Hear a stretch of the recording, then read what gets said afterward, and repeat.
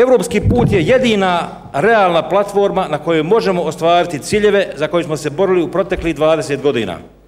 Ali pitanje koje je pred nama već godinama i na koje konačno moramo odgovoriti glasi: kako brže napredovati na tom europskom putu?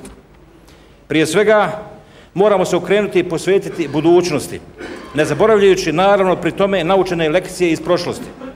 Naša zemlja ima realne pretpostavke da u kratkom vremenu napravi veliki napredak. Ali šanse koje su pred nama ćemo iskoristiti tek kada prestanemo gubiti dragocjeno vrijeme na prepirke o onome što je bilo i konačno se posvetimo dogovoru o onome što može i što treba da bude. Naš prvi i najvažniji zadatak treba da bude izgradnja povjerenja. To je mukotrpan proces koji se može realizovati samo međusobnim uvažavanjem i zajedničkim djelovanjem. Da bismo u tome uspjeli, moramo prestati povlađivati jeftinom populizmu.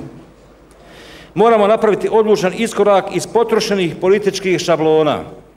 Moramo pravilno tumačiti interese onih koje predstavljamo i saslušati stavove naših sagovornika, bez obzira koliko ti stavovi bili suprotstavljeni.